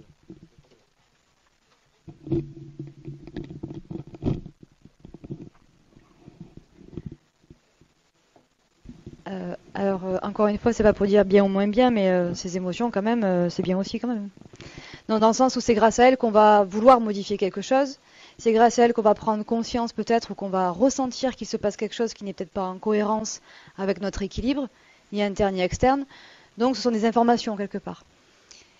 Et sans reciter toutes ces zones dont on a parlé tout à l'heure au niveau du cerveau, l'hypothalamus, etc., c'est tout un circuit qui se met en communication pour produire une sensation qui va nous interpeller. C'est aussi ça une émotion finalement. Sachant qu'en général on va pouvoir préférentiellement choisir des situations de plaisir et de relâchement et de satisfaction. Des émotions de plaisir c'est ok, mais les émotions de peur et de colère c'est pas ok. Donc c'est pas les émotions le problème, c'est lesquelles. Et savoir s'interroger et les accueillir, pas pour forcément obéir encore à un conditionnement où il faut accueillir ces émotions comme on a vu partout, mais plutôt accueillir dans le sens qu'est-ce qu'elle veut dire. Donc le prendre comme un messager, ça peut être intéressant. Donc ces émotions sont traduites biologiquement aussi dans le cerveau par différentes hormones. Ces émotions, quand tu parles d'état de peur, donc c'est encore cette zone d'alerte, l'amygdale qui disait c'est bon ou c'est pas bon, mais c'est aussi elle qui déjà d'entrée, l'amygdale, trie ça me fait peur, ça me fait pas peur. Si ça me fait peur, c'est que c'est pas connu, a priori. Moi, en tout cas, j'ai connu et c'était pas bon. donc je veux pas. Ou alors si je veux, c'est comme, je le ferai comme je veux. Ou en tout cas, il y a anticipation, ça y est, c'est reparti dans ce circuit, il y a tous ces flux d'informations qui se mettent en place. Et heureusement, parce que sinon on suivrait les choses sans aucune conséquence, on va dire. Ce que je voulais dire aussi tout à l'heure et que j'en profite maintenant, dans le conditionnement, il y a cette notion, notamment on le doit à Pavlov, rappelez-vous le chien avec la sonnette, Pavlov, donc médecin aussi et russe, qui étudiait les glandes salivaires et qui a remarqué justement qu'il y avait un réflexe salivaire dès que la sonnette sonnait, même avant que le chien ne mange. Nous, finalement, on est un peu pareil, d'accord? On va partir en vacances, on ressent déjà, on va dire, l'émotion, c'est un bon conditionnement quelque part, mais on n'est pas présent, d'accord? Donc il n'y a pas que du mauvais là-dedans aussi. Ce que je veux dire par là, c'est que dans la condition, ça veut dire qu'il y a eu association de notions qui n'ont aucun rapport l'une avec l'autre. Comme tu disais, j'ai perdu mon stylo, on va manger crêpes, chaussons aux pommes. Aucun rapport. Là, ça va être pareil finalement. La sonnette et les croquettes, à part que ça rime, il n'y a pas de rapport. Et c'est un petit peu ce qu'on va vivre au quotidien. Quand on prenait l'exemple tout à l'heure de relation de couple, par exemple, on est censé être bien. En tout cas, si on est avec, c'est on veut toujours, pour quelques raisons que l'on ait choisies. On est donc dans un système normalement de relâchement. Donc l'information qui arrive à ce moment-là n'est pas cohérente. Donc il n'y a pas d'association habituelle qui nous permet d'être dans le relâchement. Donc c'est là où finalement il y a association qui va créer une dissociation. Je suis avec mon conjoint, je dois être bien. Je suis pas bien, ça dissocie mon rapport à la base de conditionnement. Et donc si je suis avec toi, je suis donc dans la volonté de rester, alors qu'une notion qui est mauvaise va me déconditionner, et je ne veux pas être déconditionné, puisque le couple, on doit faire des efforts, le couple, machin bidule, les il faut, je dois, etc., qui sont finalement la signature de conditionnement qu'on a tous reçu. Mais c'est intéressant parce que tout ça n'existe dans ce milieu ici. Parce que si on était né ou si on vivait ailleurs que dans notre milieu ici, peut-être qu'on ne penserait pas la même chose. Et cette notion, elle est importante parce que finalement, ce conditionnement, il peut être modifié. Par la vision, par la compréhension et par l'expérience, encore une fois. Je m'arrête. Vas-y. Super, ça marche du coup? Ah. Oui, à peu près? C'est la fin. Ouais, c'est bon. Ouais. Et oui, il y a quelque chose aussi qui va venir, vous allez me dire, mais c'est sans fin. Ben, bien sûr, c'est sans fin. Il y a une grande notion qui va venir bousculer aussi tout ça, qui va nous attacher de plus. C'est ce qu'on appelle le conflit de loyauté. C'est-à-dire qu'il ne suffit pas, en effet, d'être conditionné. On va demeurer fidèle au système de conditionnement. C'est-à-dire que, en fait, comme le disait la Boétie, il y a une forme de servitude volontaire. C'est-à-dire qu'on va créer nous-mêmes les conditions de la prison, si je puis dire. Alors, comment on va créer la notion, par exemple, de loyauté? Généralement, c'est une représentation parentale. Là, encore une fois, on n'est pas en train de dire bien, pas bien, on dit juste une représentation parentale. Et cette représentation parentale va nous faire quelque chose qu'on ne veut pas forcément, mais c'est dans la continuité d'un être qui a pu compter pour nous ou qui compte encore pour nous. Et donc, de façon presque aveugle, automatique, un peu justement comme un programme qu'on aurait posé, on va interagir et on va aller jusqu'au bout de quelque chose qui nous perturbe. Et on ne sait pas véritablement pourquoi on le fait, si ce n'est de dire parce que c'est comme ça, parce que c'est ainsi, parce qu'on l'a toujours fait. Et donc le phénomène de loyauté, il va être extrêmement interactif dans nos rapports avec à la fois nos pensées, nos rapports avec le monde et aussi avec les êtres qui sont autour de nous. Donc, imaginez bien, la somme, c'est catastrophique, c'est même déprimant, non? Vous êtes déprimé ou pas? Bon. Bien sûr que quand on voit ça et qu'on regarde un état clinique, on pourrait dire mais comment y échapper? Encore une fois, on y échappe à notre façon. On n'est pas en train de fabriquer des rebelles et vous n'allez pas sortir en train de faire sauter une banque après ou je ne sais pas quoi. C'est pas le but. L'idée, et vous n'avez pas besoin de nous d'ailleurs pour faire ce que vous avez envie de faire. Bien sûr, on n'est pas des éveilleurs de conscience, loin de là. On est juste des petits traducteurs d'un boulot qu'on essaie de faire au mieux comme on peut tous les jours. Donc l'idée derrière, c'est de voir que avec tout ça, il y a un moment où pour pouvoir avoir une vision un peu lucide des choses, il nous faut du calme. du calme à l'intérieur de nous. Et ce calme à l'intérieur de nous, alors évidemment qu'on pourrait en sourire, on pourrait dire oui, c'est bon, en effet, je sais qu'il faut être calme pour prendre des décisions, mais ça n'est pas que cela. Ce n'est pas qu'une vision de l'esprit, ce n'est pas qu'un problème éthique, moral ou spirituel. Non, c'est une véritable base du fonctionnement du cerveau. Si vous tendez votre cerveau parce que vous êtes dans une forme de colère ou d'obsession de la pensée, en fait, le circuit ne fonctionne pas bien. C'est de la biologie. D'accord? Les deux sont interpénétrablement liés en permanence. Ce qui signifie que si vous êtes dans une forme obsessionnelle de pensée par rapport à quelque chose qui vous perturbe, vous n'avez pas la capacité de pouvoir faire rentrer en vous la possibilité du renouveau et du changement. Donc voilà pourquoi, depuis des millénaires, si je peux dire ainsi, eh bien, que ce soit des thérapeutes ou des traditions, etc., on s'est évertué à développer des moments de calme intérieur pour pouvoir prendre des décisions. Et en effet, pour pouvoir accéder au changement. Parce que le cerveau en a besoin. Et donc, dans des techniques comme celles qu'on pratique, ben, cette notion, en effet, de calme intérieur va avoir sa place.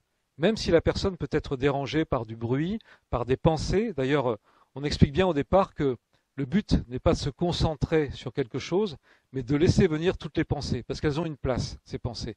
Et on ne doit pas être le censeur de la personne qui est en train justement de calmer quelque chose en elle. Donc on va essayer de lui permettre d'avoir ce calme intérieur. Et dans la notion de ce calme intérieur, en communiquant avec la partie inconsciente de façon symbolique, c'est-à-dire non fermée, pourquoi on utilise du symbole en hypnose à votre avis? Ben, tout simplement parce que c'est une partie ouverte en nous. C'est une partie qui signifie quelque chose à chacun d'entre nous. Elle peut signifier quelque chose à quelqu'un, elle va signifier quelque chose à quelqu'un d'autre. En revanche, si on ne parlait pas en symbole et si on affirmait quelque chose, eh bien, on fermerait une porte à quelqu'un, on ouvrirait une porte à l'autre, mais on fermerait une porte à quelqu'un. Et donc, comme le but, c'est justement de pouvoir faire des ponts entre les pensées, entre les différents états, on va utiliser un langage symbolique. Ce langage symbolique, il va permettre d'ouvrir et donc de créer des ponts. Et quel pont allons-nous faire pendant ce moment qu'on va qualifier d'hypnotique ou état modifié de la conscience, peu importe, que certains d'entre nous d'ailleurs appelleront un moment de relaxation. Et c'est très bien qu'il soit nommé comme cela. L'hypnose, c'est aussi cela et c'est plein d'autres choses. Et dans ce moment, donc dit de relaxation, que va-t-il se produire? Eh bien, figurez-vous que les solutions vont émaner. Mais elles ne vont pas émaner comme un peu la potion magique d'Astérix, en ouvrant les yeux après, en disant, ben voilà, je sais ce que je dois faire. Non, elles vont émaner parce qu'elles sont en train de se positionner dans ces nouvelles cellules dont on parlait. Et elles commencent à se positionner. Et de plus en plus aujourd'hui, notamment avec les moyens comme les smartphones, etc., on va laisser aux personnes le soin de retravailler certaines choses, ce qui fait que ces nouvelles cellules vont commencer à s'ouvrir, à s'enrichir de la notion du changement. Et petit à petit, dans ces formes de thérapie brève, eh bien, il y a une lueur qui va arriver, une lueur qui ne sera pas encore une fois une révélation, parce que si c'est une révélation, c'est une autre forme de doctrine, c'est-à-dire de conditionnement. Non, on va permettre au sujet de pouvoir trouver lui-même ce pays sans chemin, parce que ça sera le sien et seulement le sien. Voilà. Tu veux dire quelque chose, par exemple, sur ça? Non? Si tu veux, tiens, regarde ça. Ah, il fallait pas l'enlever. Hein. Ouais. C'était juste pour relever sur une phrase que tu as dit tout à l'heure. C'est vrai que par rapport au conflit de loyauté, finalement, la loyauté, c'est aussi être en lien avec quelque chose ou quelqu'un. Et ce lien, vous entendez? Ouais, c'est bon, pardon, c'est marrant, le feedback. Ce lien ça peut se traduire au niveau de la biologie par une hormone qui s'appelle l'ocytocine. D'accord. L'ocytocine, c'est aussi une hormone qui est sécrétée lors de l'accouchement, lors de l'allaitement, et finalement, c'est les premiers rapports au lien qu'on peut avoir avec un nouvel être. D'accord. Et je lisais que cet après-midi, encore une fois, les Suisses, alors je ne me rappelle plus de l'étude, ils sont en train de chercher et en train de voir qu'il y a un lien entre le fait que le corps quand il veut baisser son niveau de stress, il va augmenter son niveau d'ocytocine. Donc finalement, pour pouvoir revenir au calme, il va revenir au lien, que ce soit à l'autre, à quelque chose, au ça, au soi, mais en tout cas, il y a besoin de revenir au lien, donc de recréer la réunion, plutôt qu'au contraire la division du départ. Enfin bref, c'était pour intervenir Non, là-dessus. c'est très Donc voilà, ça intéressant se parce voit que aussi. on rentre par exemple dans une partie du travail aujourd'hui des accompagnants qui n'est pas simple, qui est l'après-Covid, par exemple. Hein. On découvre aujourd'hui avec la faculté de l'humain qu'on ne connaissait pas de mémoire, puisqu'il n'y a pas de trace mémorielle de quelque chose qui pourrait ressembler à ça, en tout cas dans le détail. Eh bien, l'humain est capable de se déshumaniser à une vitesse incroyable. Il est capable de ne plus supporter l'autre. Voilà. Lorsqu'il y a des formes de conditionnement et des formes, comment ça s'appelait aidez-moi, comment ça s'appelait quand on ne sortait plus le, le confinement, oui, c'est presque le même mot. Des formes de confinement et de conditionnement, en fait, que va-t-il se passer? Eh bien là, dans ces moments-là, la, la, la possibilité d'être avec l'autre, c'est-à-dire les ondes qu'il va renvoyer, la présence, va pour certains d'entre nous devenir insoutenable, jusqu'à des gens qui ne peuvent même plus supporter des personnes en train de manger face à elles parce que les bruits de mâchoire sont purement insupportables. Donc on découvre en fait que en très peu de temps, l'humain peut perdre la notion de l'autre. Voilà, ça c'est un phénomène nouveau. Hein. Donc imaginez aujourd'hui les retours au travail que vous connaissez. On sort en effet, pas tous, mais beaucoup, du travail entre guillemets dit à la maison, hein, ce qui a un côté un petit peu péjoratif d'ailleurs. On dirait qu'on faisait autre chose, on jouait au ping-pong. Oui, je te rappelle. Bon, c'était pas tout à fait ça. Et revenir dans les entreprises aujourd'hui, c'est complexe. C'est complexe et on voit bien que on peut très vite, en quelques semaines, avoir un nouveau conditionnement qui va nous emmener à d'autres systèmes de liens en fait. Et comme l'a dit Sandrine avec justesse, en effet, une des façons de pouvoir baisser la cortisol, c'est de dynamiser le lien. Et qui dit lien, dit en effet pont entre les deux sphères, enfin encore aujourd'hui, même si le scénario est un petit peu contesté entre le cerveau gauche et le cerveau droit, même si encore, oui, on peut discuter de ça, mais en tout cas, c'est le lien qui va être important, pas forcément le contenu du gauche ou le contenu du droit, c'est ce lien. Parce qu'en fait, il y a vraiment une coupure. Et lorsque nous sommes donc dans le ressenti des formes de conditionnement qui amènent chez nous des conflits, il y a des ruptures, il n'y a qu'une seule partie qui va fonctionner. Voilà.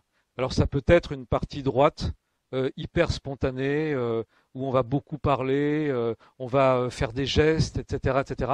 Ou ça peut être une partie gauche qui va au contraire se fermer, ne plus parler, être dans l'analyse permanente. Mais en tout cas, il y a une rupture entre ces deux parties qui vont en effet entraîner des conséquences assez importantes sur la relation qu'on va avoir avec le monde.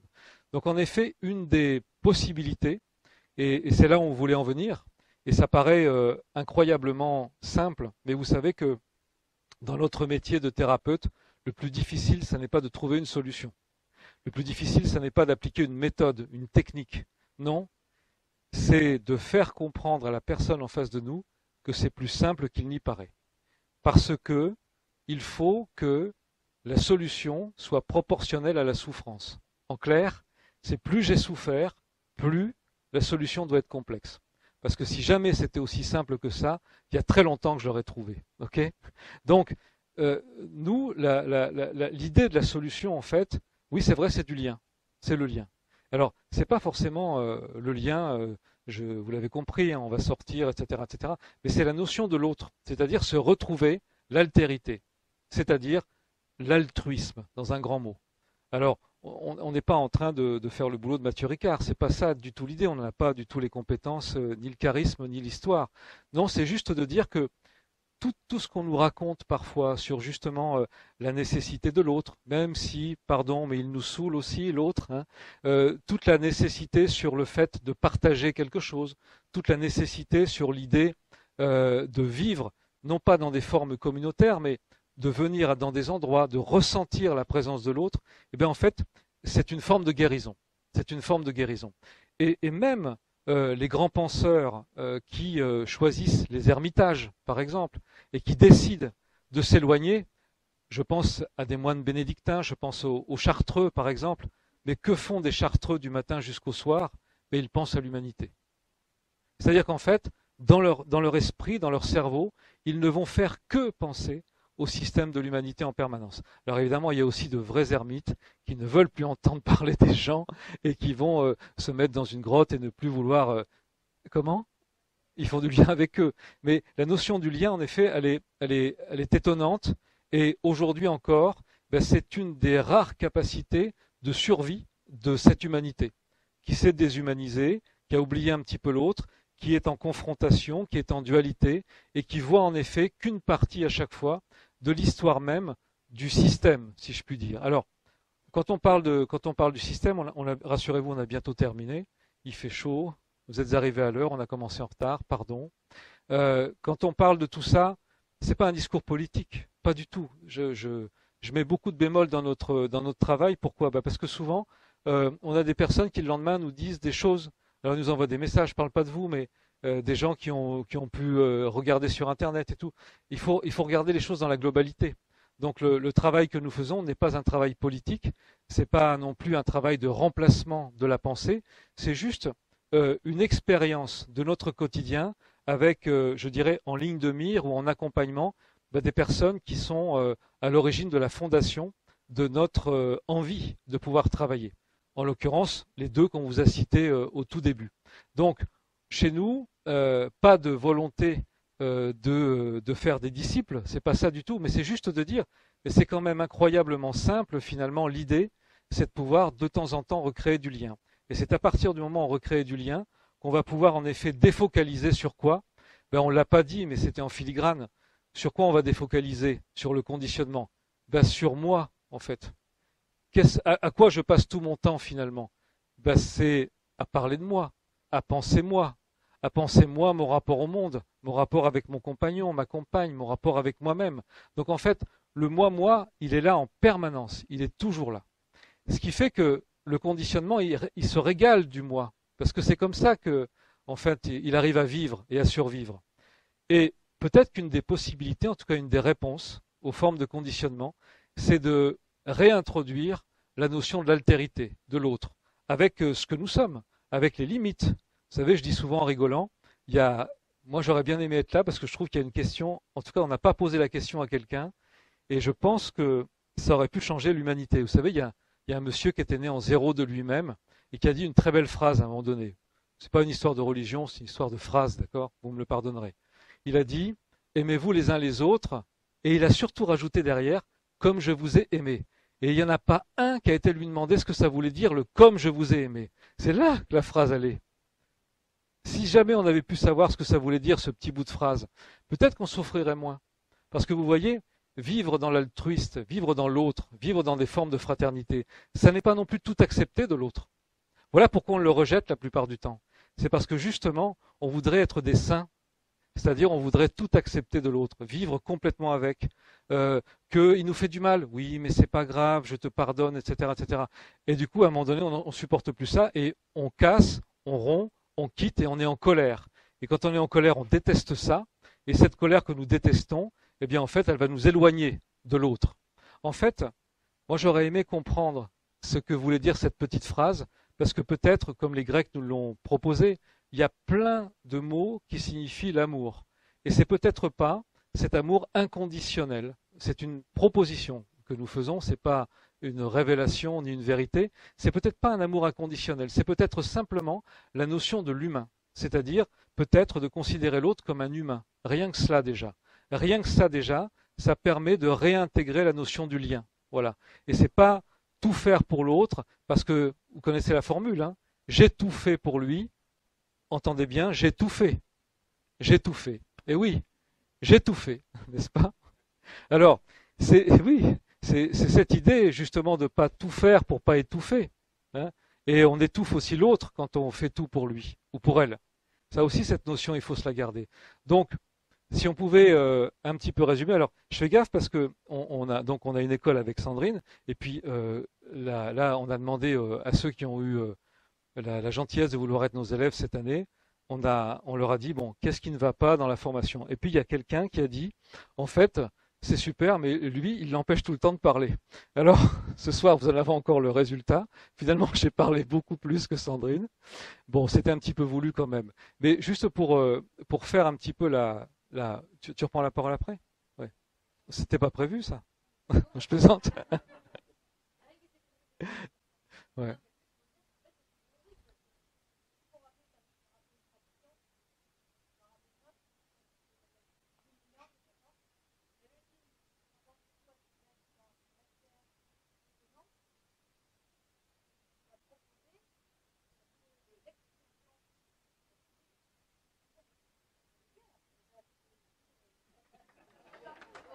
Oh, ça va.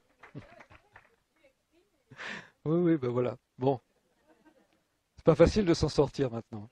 Mais bon, je vais essayer avec le peu d'élégance qui me caractérise de pouvoir m'en sortir un peu. Je plaisante. Ouais. Donc, juste pour conclure, et puis merci de nous avoir écoutés, d'avoir. Puis vous avez même pas posé de questions. Alors, donc, nous on va. Ah oui, qu'est-ce que c'est que ça en fait? Vous posez des questions, faites-nous plaisir, contrariez-nous, dites mais non, qu'est-ce que. Non, juste pour finaliser un petit peu là, puis après, bien sûr, si vous avez des questions, allez-y. Oui, je suis pas d'accord, tout ça. C'est le conditionnement, on pourrait presque dire qu'au départ il est nécessaire parce qu'il porte des formes de cadre. Mais visiblement, la trajectoire de l'humain serait à un moment donné de pouvoir s'en émanciper. D'accord? La problématique, c'est que, évidemment, le nombre du conditionnement ou de ce qui conditionne est bien plus important, hein, puisque c'est toujours le groupe, en fait. Et comme nous, on veut être dans le groupe, bien en fait, on a du mal à pouvoir transgresser. Alors, ce n'est pas désobéir, mais c'est plutôt aussi faire confiance à une toute petite partie de nous qu'on a désespérément délaissée dans cette partie du monde, qu'on appelle l'intuition.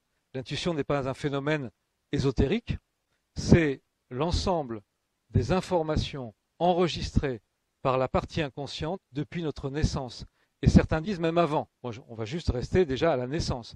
Imaginez les milliards d'informations qui sont stockées dans votre disque dur. Et ces milliards d'informations dans votre disque dur sont toutes les expériences que vous avez pu accumuler dans votre vie. Ça signifie que lorsque vous avez une intuition qui arrive, ce n'est pas quelque chose qui est analysé. C'est quelque chose qui vient du plus profond du système qu'on peut appeler le soi. Donc, c'est presque une réalité. Mais c'est évidemment là que nous allons la contrarier, cette réalité, puisque nous allons vouloir l'analyser. Et si nous l'analysons, nous la passons au crible du système de conditionnement, et ce qui pour nous était la démarche intuitive de la nouveauté, c'est-à-dire de la rupture avec les formes de conditionnement, va généralement revenir à la case départ, parce que, entre vous et moi, dirons-nous, ouais, bon, je me méfie de mes intuitions, d'accord? Ce qui ne veut, là, il y a une confusion. La plupart du temps, on veut dire aussi, je me méfie de mes a priori. Mais un a priori, ce n'est pas une intuition. C'est quelque chose de complètement différent. Le système intuitif, et on ne va pas en refaire une autre conférence, mais je pense que chacun de nous l'a déjà vécu.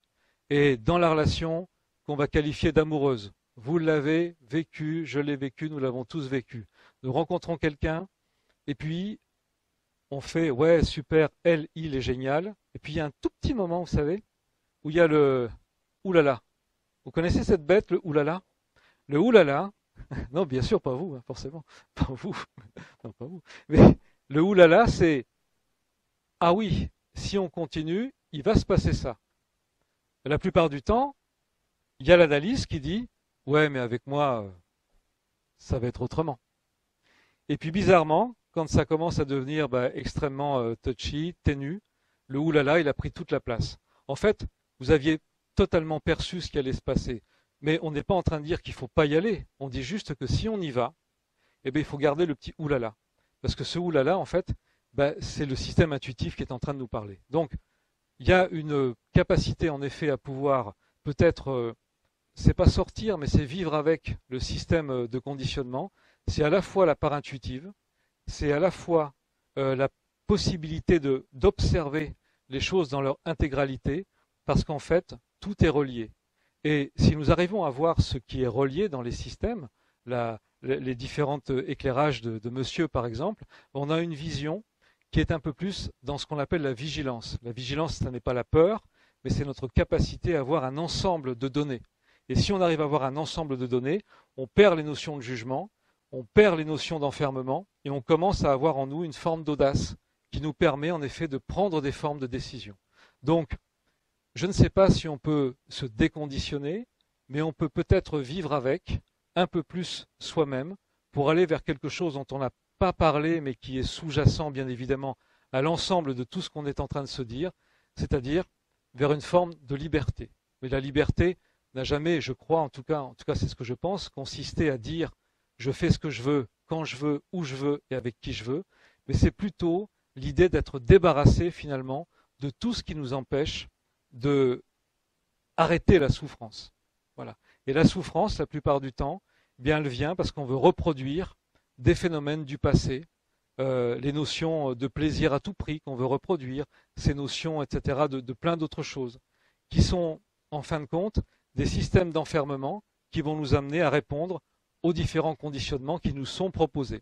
Donc, encore une fois, ce soir, ce n'est pas un acte révolutionnaire, vous n'êtes pas dans, on va dire, une recomposition du Tché ou d'autres choses. Non, c'est simplement par des, on va dire, par des idées très simples, restructurer un peu cette idée, ce conditionnement, voir qu'il y a une libération à l'intérieur de nous, que la libération c'est dans le lien, mais pour pouvoir faire ce lien, il faut voir l'autre, et pour pouvoir voir l'autre, il faut avoir une vision un peu plus globale. Et surtout, écouter à l'intérieur, écouter la petite partie qu'on peut appeler de plein de choses différentes, on peut l'appeler le cœur, l'intuition, ce que vous voulez, c'est une petite partie qui va donner la bonne résonance, la bonne fréquence, et si jamais on l'écoute, et si on fait tout ça, il y a de fortes possibilités pour que nous ne soyons plus que les victimes de l'ensemble de nos conditionnements. Voilà.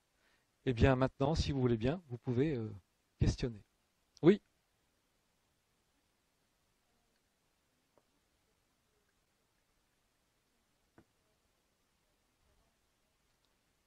Ah, on peut?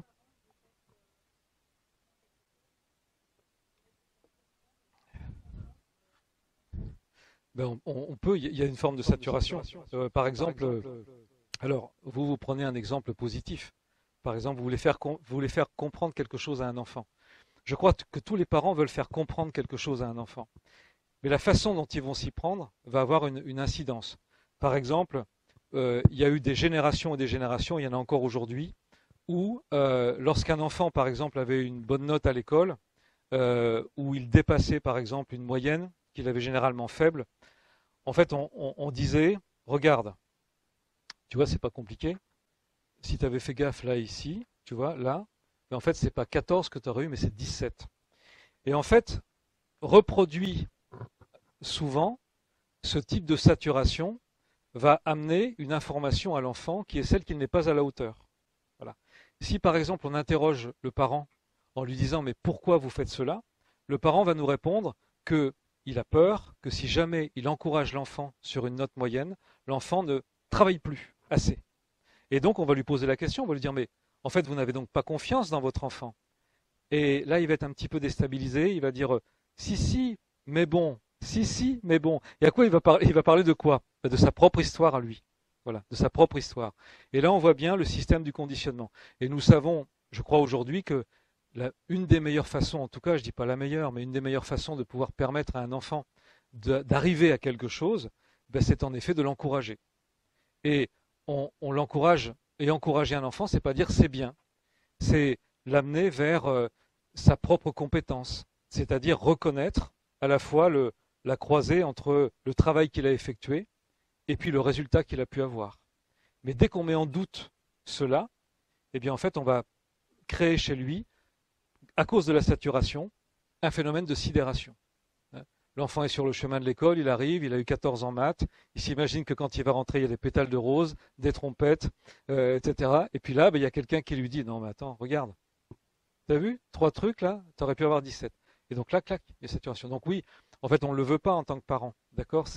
Après, il y a aucune, je crois personnellement qu'il n'y a aucune éducation super top. On essaye tous de faire au mieux, et puis on est porteurs nous-mêmes de nos propres systèmes. Voilà. Je vous donne un exemple. Je déjeune avec ma fille il y a 4 ou 5 ans. Elle était en troisième, et puis elle était en quatrième, je crois. Ouais. Et puis on déjeune tous les deux, c'est mercredi midi. Et elle me dit, tu sais papa, en ce moment, les maths, j'y arrive pas. Moi, Pascal, la solution, mais si tu veux, on va faire appel à un enseignant pour t'aider. Et elle me dit, non mais ça va, j'en suis pas encore là. Qu'est-ce que me dit mon enfant, ma fille à ce moment-là? En fait, elle me dit que ça y est, j'ai fait appel à mon vieux cerveau reptilien, la solution dès qu'on me parle de problème. Et puis ma fille m'a fait comprendre, elle m'a appris que la plainte n'est pas la volonté du changement. La plainte, c'est la plainte. Oui, si par exemple vous êtes avec Monsieur Tartampion, Madame Tartampion et vous passez la journée avec, et c'est votre compagnon, et puis vous rentrez le soir et puis vous dites, oh là là, au travail cet après-midi avec Micheline, ça a été très compliqué. Eh bien, en fait, vous n'envoyez pas une information qui dit, aidez-moi à régler le problème avec Micheline. Vous répandez une plainte. Et si jamais Monsieur Tartampion, Madame Tartampion vous dit, ah bah tu devrais faire ci, tu devrais faire ça, en fait, vous refusez cela, parce que c'est pas du tout l'idée de départ. Donc, en fait, nous avons été aussi conditionnés, surtout dans notre univers, là, à trouver des solutions chaque fois qu'une plainte est émise. Alors qu'en fait, la personne en face veut simplement se plaindre. Elle ne veut pas de la solution. D'ailleurs, elle la rejette. Et dans ce monde toulousain, par exemple, où on se régale, il y a beaucoup d'ingénieurs. Donc les ingénieurs sont des systèmes à solutions, des productions, si vous voulez, de solutions. Donc évidemment que eux ou elles, en tant qu'ingénieurs, se retrouvent confrontés à la personne avec laquelle elles partagent leur vie et où elles ont proposé des tas de solutions à des gens qui les refusent en disant mais je comprends pas. Moi, dans mon propre métier, on me reconnaît comme tel et toi, ici, tu me refuses en fait. Ben oui, bien sûr, puisque encore une fois, ce sont des systèmes de programmation où on ne voit pas l'autre, on ne l'entend pas. La seule chose qu'on entend, c'est ah bah tu te plains, je vais t'aider, je vais trouver la solution pour toi. Mais l'autre ne demande pas. Il y a une façon très simple de demander de l'aide, c'est est-ce que tu peux m'aider? Ah. Et la plupart du temps, c'est quasiment jamais formulé. Oui.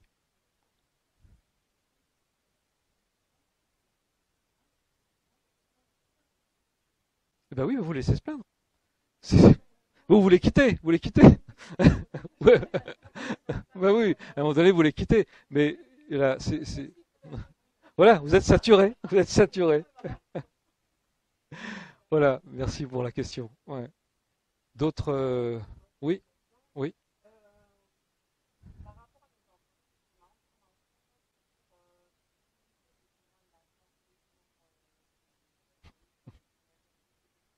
Ouais, c'est pas facile ça.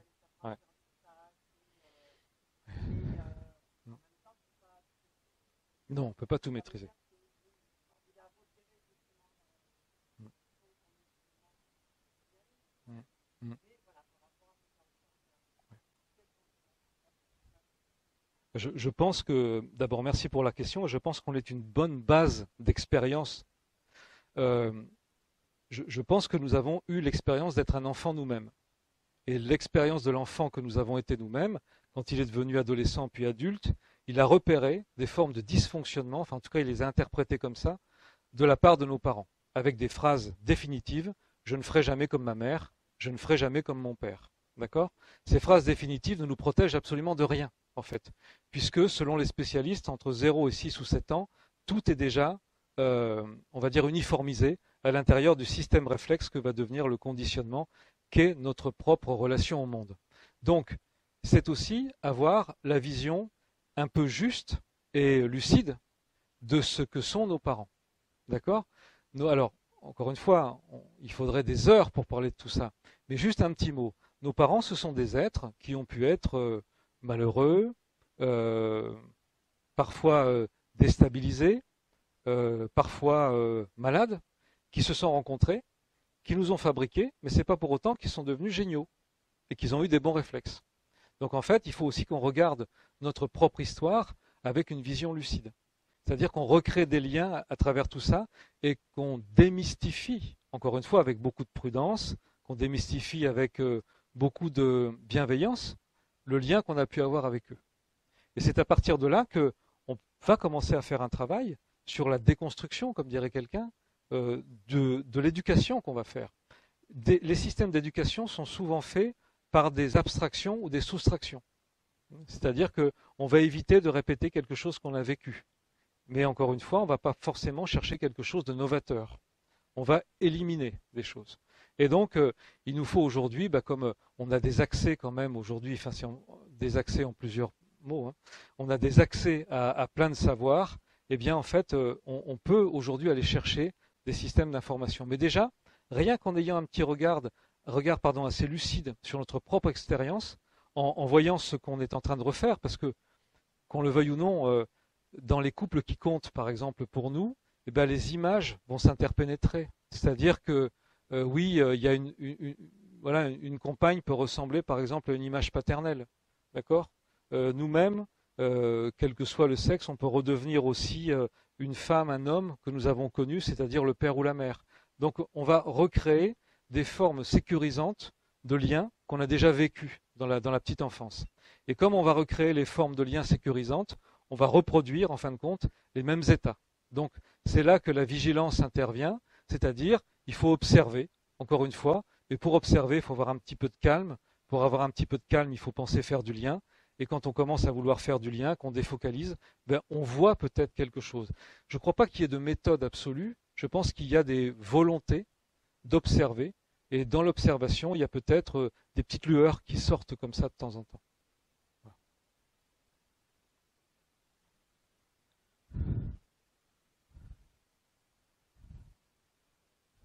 Oui.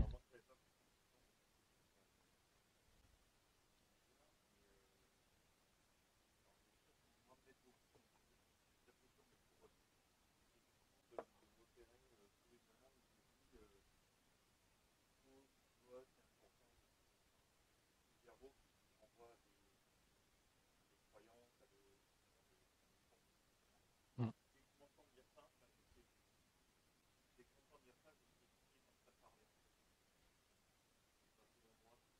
Oui. Ouais.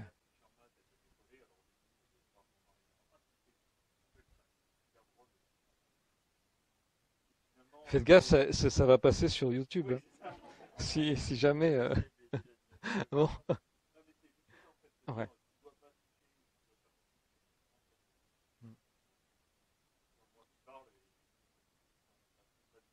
Bah, c'est super ce que vous dites. C'est vrai que dans le il faut de le tu dois, il y a souvent un parent. Faut être honnête, hein. Et c'est vrai quand on arrive à faire taire un petit peu, comme vous le dites, c'était un autre penseur assez célèbre qui s'appelait Osho. Il faut le garder au chaud. Et celui-ci, en fait, il disait que il faut laisser tomber les tu dois, les il faut. Parce que c'est eux qui créent des systèmes en effet de conditions, hein. Puisque là, on n'est pas dans. Pardon? Ah! Alors, eh oui. Non, mais c'est bien. Alors, on va, au lieu de il faut, voilà, posons des questions à l'enfant. Essayons, si on peut. Je sais bien que moi, je vais parler comme un livre, d'accord? C'est-à-dire que je ne suis pas dans votre vie, où vous êtes au taquet quand vous rentrez, etc. Parler à l'enfant, quoi. Ben non, pas le temps. Bon, on va imaginer qu'on a un petit peu de temps pour parler au gamin, d'accord? Un petit peu de temps. Et bon, on va discuter avec lui si on peut. Voilà, peut-être un week-end si on a un peu plus de temps. Peut-être pas le soir exactement là. Mais on va discuter, on va lui poser des questions. Et vous savez, l'art de la question, c'est un truc qui est magistral, en fait. Parce que ça enlève le jugement de valeur. Qu'est-ce que ça t'a apporté de tricher en maths? Énorme. Essayez ça. Qu'est-ce que ça t'a apporté de tricher en maths? Et l'enfant va nous répondre un truc. Alors, au début, un petit peu en confrontation. Ben quoi, je sais pas quoi, etc. Puis après, petit à petit, ben, on va avoir des informations qui vont arriver. Ok. Et ça, tu veux le faire à chaque fois? C'est ça? Oui, on va poser plein de questions. Et en fait, dans le questionnement, il y a quelque chose de merveilleux qui s'installe, c'est que l'autre a l'impression, a le sentiment d'être pris en compte. Voilà. Un jour, quelqu'un m'a dit, quel est le meilleur moyen pour te faire des amis dans une soirée? Alors moi, je suis parti dans des tas de théories fumeuses. Il m'a dit non. Tu vas dans une soirée, tu ne parles jamais de toi et tu poses des questions à tout le monde. Personne ne saura qui tu es, mais tout le monde te trouvera extrêmement sympathique. Voilà. Et en effet, oui, parce que chacun aura l'impression d'être pris en compte, en fait, par quelqu'un. Voilà, comment allez-vous? Comment avez-vous trouvé le restaurant, etc. Tout ça. Mais je ne parle pas de moi, donc du coup, je disparais. En revanche, dans tout le reste, ben, c'est vrai qu'il y a des systèmes qui se mettent en place comme ça, de jugement et de. Donc on peut questionner l'enfant. Alors évidemment, pas avec la lampe dans les yeux et puis l'imperméable en disant bon, tu vas me répondre, mais on peut questionner. Et on pourrait le faire, ça. Ouais. Mais voilà, l'idée c'est de créer en effet un dialogue. Et en fait, ben, on revient sur ce que disait Sandrine, c'est recréer du lien en fait. Voilà. Et on va recréer du lien. Parce que le il faut, le tu dois, c'est comme le pourquoi. Ben, c'est vraiment des coups de poignard qu'on envoie à l'autre, quoi. Pourquoi vous tenez votre bouquin comme ça sur vous? C'est terrible. On dirait qu'on rentre. Ouais, mais c'est vrai, on rentre dans l'intimité de l'autre. C'est horrible cette phrase. Voilà. Si on disait par exemple, bon, ben, ça doit être plus simple pour vous, etc. Il y a quelque chose d'autre qui arrive. Donc c'est ce langage qui est, on va dire, sorti du contexte de l'interrogatoire, on va dire, ou de la sentence, va permettre en effet de recréer du lien. Et encore une fois, quand on recrée du lien, bon, on va pas vous la refaire à l'infini, hein. En effet, on sort d'une condition, d'un conditionnement, et l'enfant voit quelque chose, voit un autre éclairage de nous-mêmes. Nous ne sommes pas que le censeur ou celui ou celle qui va avoir la sanction, parce que parfois, bah oui, vous vous retrouvez seul, nous nous retrouvons seuls à élever un enfant, et il faut être les deux en même temps. Donc comment faire pour? Ben, souvent, c'est par l'art de la question qu'on va réussir à sortir quelque chose, et l'enfant va avoir un troisième éclairage de nous-mêmes qui va parfois le réconcilier avec nous si vous en avez déjà fait l'expérience. Voilà. Et quand on va le solliciter, ben, il va répondre, oui en effet, parce qu'il se sent pris en compte, et sent concerné. Ah, bon, ça va? Bon, il ne nous reste plus qu'à saluer. Allez, debout, comme au théâtre. Bon, merci beaucoup. Merci beaucoup. Ce sont des sujets qui sont très complexes. On essaie de les traiter avec un petit peu d'humour, avec parfois un peu d'improvisation. Je sais que vous l'avez remarqué. Et puis, en tout cas, beaucoup de cœur. Et c'est jamais des vérités qu'on essaie d'asséner. C'est des traductions. On passe toutes les journées, toutes les soirées à échanger sur ça. C'est-à-dire, allez, qu'est-ce qui s'est passé? Comment on peut améliorer? Qu'est-ce que tu as vu aujourd'hui? Quel est le problème? Quel est l'obstacle? Sandrine fait de la kiné, elle est également médecin traditionnel chinois et elle travaille la thérapie et l'hypnose par le biais notamment de l'hypnose conversationnelle. Donc on a des champs d'expérience qu'on va échanger ensemble et le but, encore une fois, ce n'est pas d'avoir des vérités, mais c'est peut-être de trouver parfois des petits raccourcis pour éviter certaines choses. Et ce qu'on a voulu vous donner ce soir, c'est un peu ce qu'on essaye de faire à chaque fois, c'est juste un petit cadeau, comme dirait l'autre, un petit présent, maintenant. Voilà, c'était ça l'idée en fait. Merci beaucoup en tout cas.